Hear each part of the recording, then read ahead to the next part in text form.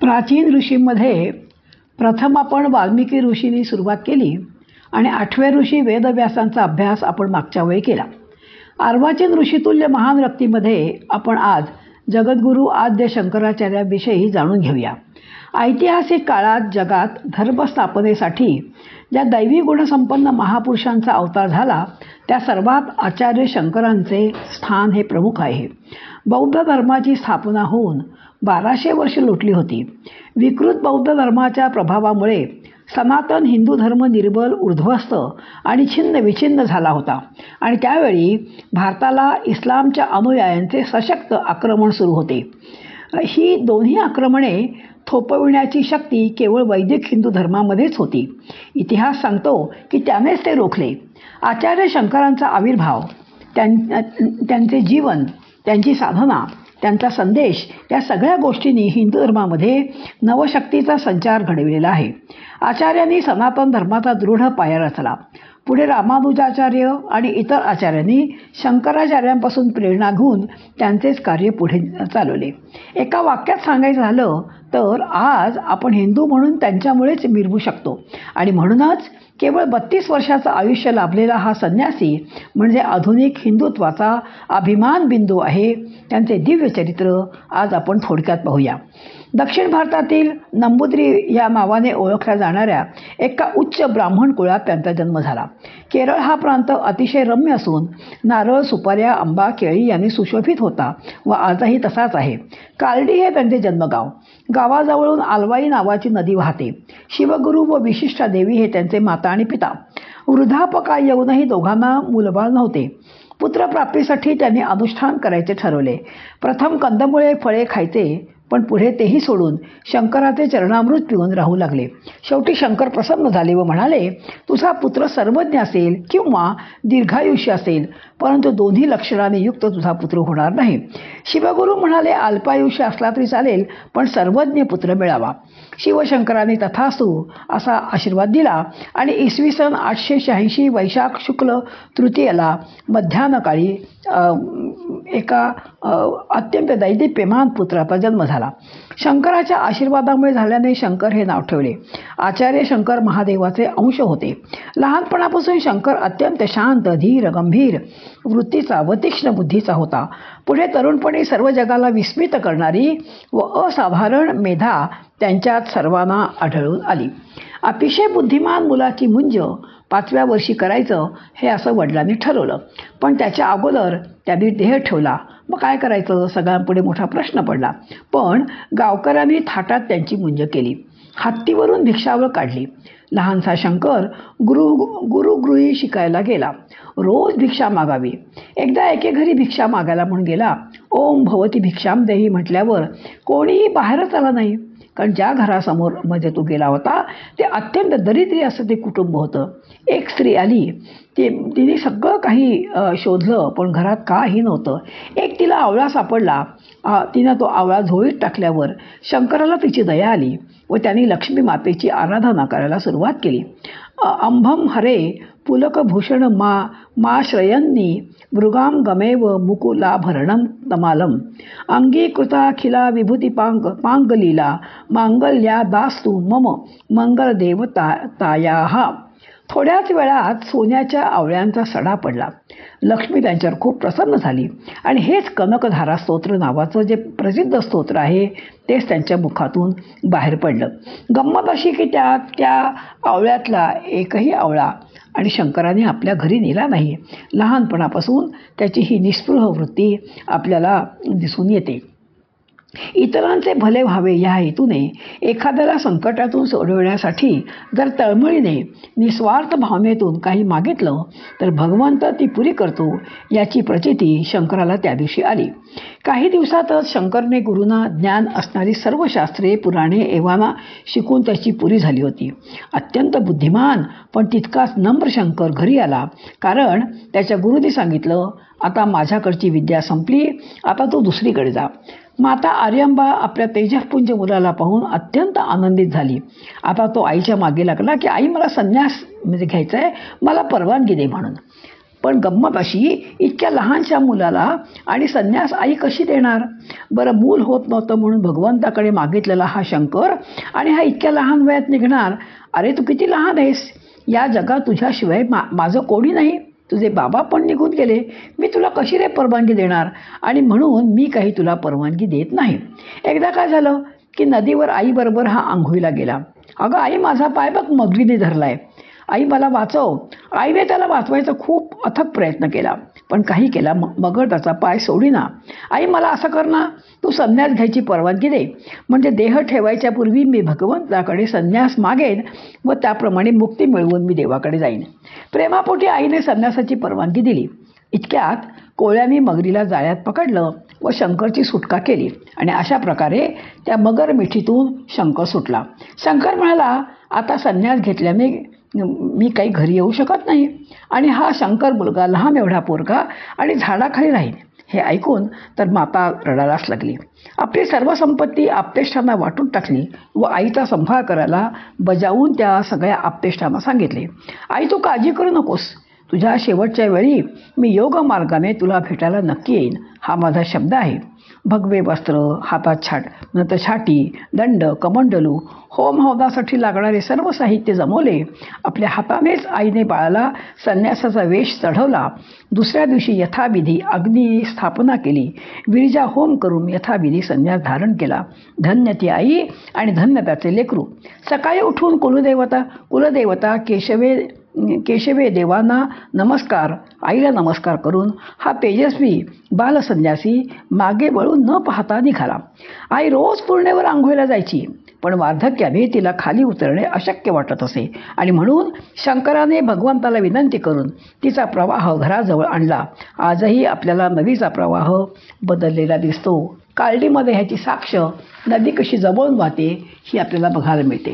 चालताना शंकर विचार करतोय, तापांची इच्छा म्हणजे वैदिक धर्माची सुस्थापना करण्याचे स्वप्न आपल्याला पूर्ण करायचे आहे. देवा, मला त्यासाठी बळ दे. मजल करीत 2 महिन्यांनी हा मुलगा नर्मदा तीरी एका गुहेपाशी आला. तिथे गुरु गोविंद यती समाधीत बसले होते. वाटेत अखंड नामस्मरण त्याचं सुरू आहे. शांती, दांती, उपरती, शांती आणि श्रद्धा याने त्याचे मन शृंगारले होते.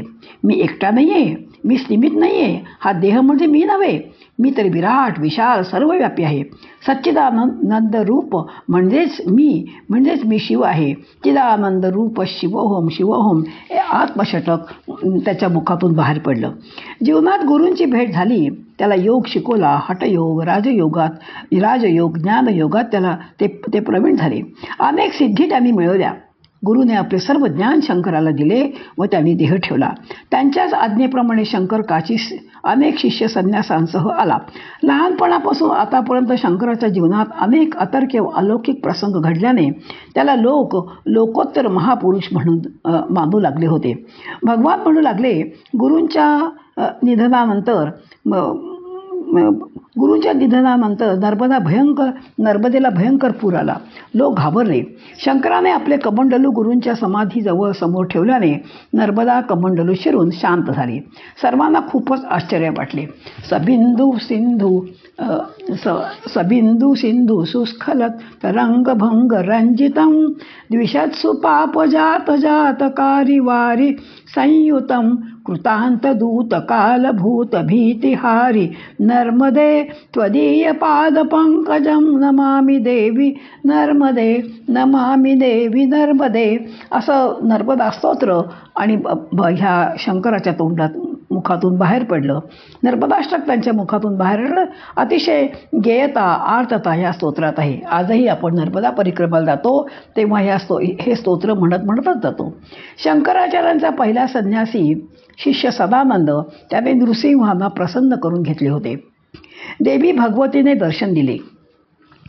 देवी सुरेश्वरी भगवती गंगे त्रिभुवन तारिणी तरल तरंगे शंकर मौली विहारिणी विमले मम मतिरास्तां तव पद कमले गंगा माता की जय. ह्या मनकर्णिका घाटावर देवी भगवंतीने दर्शन दिले. तिने शंकरांना मनापासून वर दिला. चांडालाच्या रूपात शंकराने दर्शन दिले. चांडाला तुझ्या 4 कुत्र्यांना घेऊन तू बाजूला हो, आम्हाला जाऊ दे, असं शंकर त्यांना म्हणाले. चांडाल म्हणाले, कोणाला बाजूला व्हायला सांगता, देहाला की आत्म्याला? देह तर जड आहे, आत्मा सर्वव्यापी नित्यशुद्ध, तो बाजूला होऊच शकणार नाही. जड देह कसा बाजूला होईल? तुमच्या व अन्य देहात काय बरं अंतर आहे? अरे गंगेत प्रतिबिंबित होणारा सूर्य आणि मदिरेत प्रतिबिंबित होणारा सूर्य हे वेगळे आहेत का? हेच का तुमचे ब्रह्मज्ञान? ही ज्ञानपूर्ण वचने ऐकून शंकराने त्यांच्या पायावर डोके ठेवले. शिष्यांना म्हणाले, ब्रह्मरूपाला जे भुलतात तेच चुकतात. मनुष्याच्या अंतर्यामीचे खरे स्वरूप जाणायला हवे, हे सर्वांनी लक्षात ठेवावे. नमस्ते नमस्ते विभू विश्वमूर्ते, नमस्ते नमस्ते चिदानंदमूर्ते, नमस्ते नमस्ते तपोयोगगम्य, नमस्ते नमस्ते श्रुतिज्ञानगम्य. महेश्वर शंकर प्रसन्न झाले. वैदिक धर्म तुझ्या हातून सुप्रतिष्ठित व्हावा. ब्रह्मसूत्रावर तू भाष्य लिही. ब्रह्मज्ञान हेच वेदांताचे मुख्य तात्पर्य आहे. सर्व प्रकारचे कल्याण करण्यासाठी तू जन्माला आला आहेस, हे लक्षात ठेव. पुढे ते बद्रिकाश्रमी गेले. अनेक मंदिरात त्यांनी पूजा सुरू केली. आचार्यांनी आपल्या कार्यकाळात अनेक भाष्ये लिहिली, पण त्याची सुरुवात नर्मदा किनारी विष्णू सहस्रनामावरील भाष्याने केली आहे. पुढे भगवद्गीता, ब्रह्मसूत्रे, उपनिषदे इत्यावरही भाष्ये लिहिली. सर्वप्रथम गीतेवरील भाष्य आचार्यांनी लिहिलेले आहे. गीता, ब्रह्मसूत्रे व 10 उपनिषदांवर उत्तम भाष्य करणाऱ्यांना आचार्य ही पदवी मिळते. व्यासतीर्थावर त्यांनी ब्रह्मसूत्रांवर भाष्य केले. तीक्ष्ण बुद्धी, पांडित्य, विद्याप्रेम, मेधा, अपरंपार गुरुभक्ती असणाऱ्या सदानंद एकदा अलकनंदेच्या पलीकडे गेला होता. गुरुने त्याला एकदम हाक मारली, लवकर ये रे. आणि त्याप्रमाणे आपले गुरु संकटात असावेत असा विचार करून अलकनंदेत ते उतरले. लक्षात सुद्धा आलं नाही की खाली धोधो वाहणारी अलकनंद आहे. पाण्याला खूप ओढ होती. परिणाम विचार न करता हिमाच्छत्र अलकनंदेत ते चालू लागले. महामायेची लीला बघा कशी आहे. जिथे जिथे पाऊल टाकावे तिथे तिथे पायाखाली कमळ फुलत जावे. कमळाचा रस्ताच तयार झाला. धापा टाकत टाकत ते आचार्यांजवळ आले. म्हणाले, ये पद्मपादा ये रे. आणि म्हणून आचार्यांनी त्यांना संबोधिले. गुरु म्हणजे केवळ देहातच पाहिजे नसतात. या देहात जो देही असतो, चित स्वरूपाने वसत असतो, तोच खरा आपला गुरु. चित शक्ती हीच गुरुशक्ती, असा उपदेश आचार्यांनी केला. उंच टांगलेल्या घंटेचा निनाद दूरपर्यंत पोहोचावा, त्याप्रमाणे शंकराच्या अलौकिक जीवनाचा प्रभाव दूर दूर पसरला. सुप्रसिद्ध ब्राह्मण, विभिन्न श्रेणीचे लोक त्यांचे शिष्य झाले. गोमुखाहून आल्यावर गंगोत्रीवर स्वहस्ते शिवलिंगाची, गंगादेवीची स्थापना ज्योतिर्धामाच्या राजाच्या मदतीने आचार्याने केली. उत्तर काशीला भगवान वेदव्यासांचे दर्शन झाले. त्यांनी आचार्यांची परीक्षा घेतली व आनंदून 16 वर्षाचे आयुष्य त्यांना वाढवून दिले. एकूण त्यांना 32 वर्षाचे आयुष्य मिळाले. व्यासांच्या आज्ञेनुसार आचार्य वेद रहस्यांचे ज्ञाते महापंडित कुमारसिंह भट्ट यांना भेटायला म्हणून प्रयागला गेले. येथून आता आचार्यांचा जीवनाचा नवा अध्यायाला प्रारंभ झाला आहे. बौद्ध श्रमण सर्वांना सांगत असत की राजा हा आमचा, देशही आमचा, आणि म्हणून आमचा पंथ तुम्ही स्वीकारा. वेदवाक्यात परस्पर विरोध आहे, म्हणून वेदप्रणीत मार्गाचे अवलंबन तुम्ही करू नका, तुम्हाला आनंद मिळणार नाही. या सगळ्या परिस्थितीशी सामना देता येईल असे धर्मबल शंकराचार्याजवळ होते. ते म्हणतात, या वैदिक धर्मात केवळ अद्वैती, विशिष्टाद्वैती, द्वैती यांना स्थान नसून ही वेदमाता सर्व पंथांची जननी असून सर्व बालकांना मांडीवर खेळते. ज्यावेळी आचार्य कुमारील भट्टांना भेटायला गेले तेव्हा एका तृष पर्वताला अग्नी लावला होता व त्यावर कुमारील भट्ट बसले होते. अग्नी 7 ज्वालांनी पेटत होता व हा तेजपुंज ब्राह्मण शांतपणे बसला होता. त्याच्यासमोर आचार्यांनी तारक ब्रह्माचा उच्चार सुरू केला. कुमारीलांचा आत्मा अमरलोकी गेला. त्यांच्या सांगण्याप्रमाणे मंडन मिश्रांकडे आणि शंकराचार्य आले. वादविवादासाठी 2 आसने आमने सामने मांडली होती. निर्णायकाचे आसन झिरमिरीत पडद्यामागे होते. मंडन मिश्रांची पत्नी उभय भारती या आपल्या निर्णायक होत्या. दोघांच्या गळ्यात त्या रोज ताज्या फुलांचा हार घालायच्या. ज्याचा हार सुकेल त्याने दुसऱ्याचे शिष्यत्व पत्करायचे. दोघेही महान विद्वान. पण 18व्या दिवशी मंडन मिश्र हरले. त्यांचा गळ्यातला हार कोमेजला. ते म्हणाले, आता मी तुमचा शिष्य होणार, संन्यास घेणार. आत्तापर्यंत उभय भारती मौन होत्या. त्या म्हणाल्या, मी अर्धांगिनी आहे, मलाही तुम्हाला पराभूत करावे लागेल. त्यांनी कामशास्त्राविषयी प्रश्न विचारायला सुरुवात केली. अर्थातच आचार्यांना त्याची उत्तरे येत नव्हती. ते म्हणाले, मला तुम्ही 1 महिन्याचा अवधी द्या, मी तुम्हाला सगळ्या तुमच्या प्रश्नाची उत्तरं देईन. अवघात हे सगळं ऐकावं त्यांनी लगेच परवानगी दिली. आचार्य जंगलात गेले. तिथे अमरक नावाचा राजा मेला होता. त्याच्या शरीरामध्ये योगाने आत शिरले व त्याचे प्रेत एका गुहेत लपवून ठेवले. आपले सगळे शिष्य त्या प्रेताच्या आजूबाजूला रक्षण करण्याला ठेवले.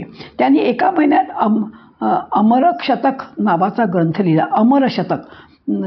महिन्याने ते महिष्मती नगरीत परतले व लिहिलेला ग्रंथ उभय भारतीला दिला. उभय भारती साक्षात सरस्वती होती. तिने ग्रंथ वाचला व माझ्या सर्व प्रश्नांची उत्तरे मला मिळाली आहेत. मीही हा देह ठेवते, कारण माझे कार्य पूर्ण झाले. तू जाऊ नकोस. तू गेल्यावर पृथ्वीवरील सर्व विद्या लयाला जातील, कारण तू स्वतः सरस्वती आहेस. माते, मी शृंगेरी मठ स्थापन करणार आहे. तिथे तुझे वास्तव्य असावे. त्याप्रमाणे आचार्यांनी मठात श्रीयंत्राची स्थापना केली. तिथे तिचे वास्तव्य आहे. मंडन मिश्र आचार्यांचे शिष्य झाले. सुरेश्वराचार्य हे त्यांचे नाव ठेवले. आजही हे श्रीयंत्र शृंगेरीला आहे. पुढे ते पंढरपूरला आले. विठ्ठलाची मूर्ती खूप पाहिली, खूप आनंदले. महायोग पीठे तटे भीमरथ्याम वरम पुंडलिकाय दातुम मुनींद्रे समागत्य तिष्ठंत आनंदकंदम परब्रह्मलिंगम भजे पांडुरंग, असं अष्टक त्यांनी आणि या पांडुरंगावर लिहिलं. पुढे नाशिक करून गोकर्ण महाबळेश्वरला आले. एक दाम्पत्य आपल्या 13 वर्षाच्या मुलाला घेऊन आचार्यांच्या दर्शनाला आलाय. हा मुलगा जडबुद्धी असून बोलत नाही. आचार्यांनी त्याला काही प्रश्न विचारल्यावर त्याच्या मुखातून वेदांत पाझरू लागला. नाहम मनुष्यो न च दैव मक्षौ न ब्राह्मण क्षत्रिय वैश्य शूद्राः न ब्रह्मचारी न गृही वनस्थौ भिक्षुर्न चाहम निजबोध रूपहा. हे उत्तर ऐकून हा मागच्या जन्मीचा सिद्ध पुरुष आहे व तो आचार्यांचा शिष्य झाला. सर्व जगाकडे साक्षी भावाने पाहतो तो हस्तामलक, म्हणून त्याचं नाव हस्तामलक हे ठेवलं. चौथा विषय तोटकाचार्य. असे एकूण आचार्यांचे 4 पट्ट शिष्य होते. पद्मपादाचार्य, सुरेश्वराचार्य, हस्तमलकाचार्य आणि तोटकाचार्य. इतर हजारो शिष्य होते. तुझ्या शेवटच्या वेळी मी येईन असे आचार्यांनी आपल्या आईला वचन दिले. त्याप्रमाणे ते कालडीला आले. आई म्हणाली, सगुण रूपातील कृष्णाचे दर्शन घडावे अशी माझी खूप इच्छा आहे. तिची इच्छा त्यांनी पूर्ण केली आणि सगुण रूपाचं दर्शन आईला आणि त्यांना झालं. आईच्या इच्छेप्रमाणे अंत्यक्रिया पण त्यांनी केली. त्यावेळेला संबंध गावचे लोक जरा त्यांच्या विरुद्ध होते. केरळ राजा राजशेखरने त्यांना नेले व ही एक विजय यात्रा होती. सर्वांच्या हातात वैदिक धर्माचा झेंडा होता. हजारो जण त्यात सामील झाले होते. पुढे एक प्रदेश पायी फिरून शेवटी ते काश्मीरला पोहोचले. ते सर्वज्ञ पीठ होते. 4ही दारांवर त्यांची कसून परीक्षा घेतल्यावर एकमुखाने सर्व शास्त्र विशारद ही पदवी त्यांना बहाल केली. शारदा माता प्रसन्न झाली. तिच्या आशीर्वादाने सर्वज्ञ पीठावर बसले. ते म्हणाले, अद्वैत हे आत्मज्ञानातून उपसतो, म्हणून मी ब्रह्म आहे या ज्ञानाने आत्मविश्वास वाढतो. जय जय शंकर, हरिहरी शंकर सर्वांनी मिळून जय जयकार केला. पुढे 4 दिशांना 4 पीठे निर्माण करण्याचे ठरले. बद्रीनारायण ज्योतिपीठ पद्मचाचार्य त्याचे मुख्य झाले. शृंगेरीचे शृंगेरी पीठ हस्तमलकाचार्य त्याचे मुख्य झाले. जगन्नाथपुरीचे गोवर्धन पीठ तोटकाचार्य आणि द्वारकेचे कालिका पीठ हे सुरेश्वराचार्य या 4 पट्ट शिष्यांनी त्यांची नेमणूक केली. या सर्व पीठांची नियमावली व्यवस्थापनासाठी आचार्यांनी मठामनाय हे लिहिले. मला असं वाटतंय आर्य शंकराचार्य दक्षिणेकडून आले. उत्तर पूर्व पश्चिम सर्वदूर फिरले. त्यांच्या लक्षात आले का हा एवढा मोठा विशाल देश हा भौगोलिक कारणामुळे पृथक होईल. म्हणून त्यांनी काय मजा केली, ते केदारनाथ बद्रीनाथचे पुजारी हे दक्षिणेचे आहेत. दक्षिणेचे पुजारी उत्तरेकडचे आहेत व गंगोत्री जलाने म्हणजे गंगेच्या जलाने ह्या ठिकाणी 4ही ठिकाणी आणि या पीठाची पूजा होते. असे एकत्र 4ही जणांना एकत्र आणले की ते एकमेकांवर अवलंबून आहेत. नाही तर सनातन धर्माचे तुकडे तुकडे झाले असते.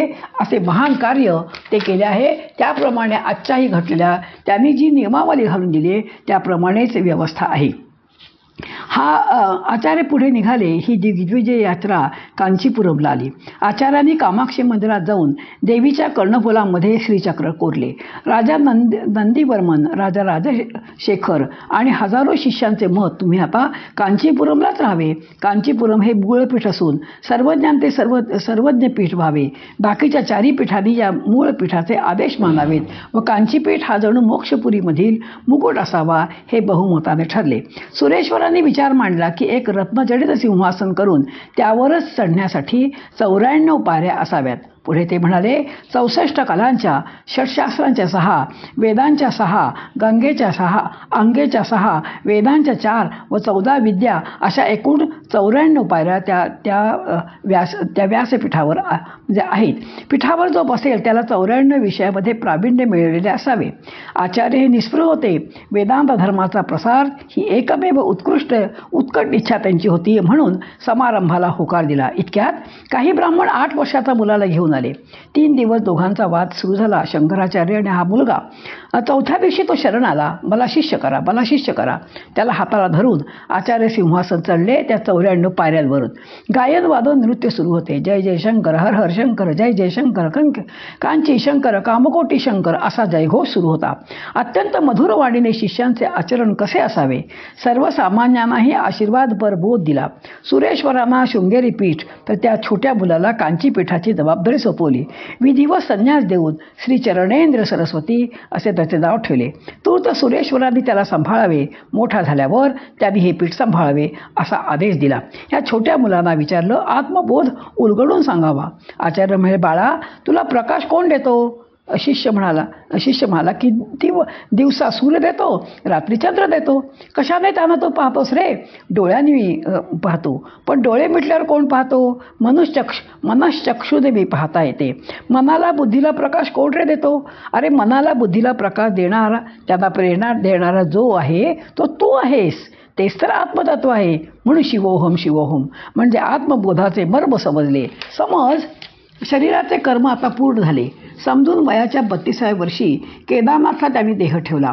मी त्यांची समाधी बघून आले आहे. यात पण अनेक मतभेद आहेत. काही जण म्हणतात कालडीला आहे, काही जण म्हणतात केदारनाथला आहे. त्यांच्या काळात चिखलात अडकलेल्या गायीप्रमाणे हिंदू धर्माची अवस्था झाली होती. तिला दलदलीतून बाहेर काढण्याचे काम आचार्यांनी केले. निद्रिस्त समाज जागा केला. परमपूज्य आचार्यांची ग्रंथसंपदा अफाट आहे. साध्या सोप्या शब्दात त्यांनी अद्वैत सर्वांपर्यंत पोचविला. त्यांच्यावर अनेक संकटे आली. शेवटी भगंदरसारखा दुर्धर रोग मांत्रिकामुळे झाला, पण त्यातूनही ते सहजपणे सुटले.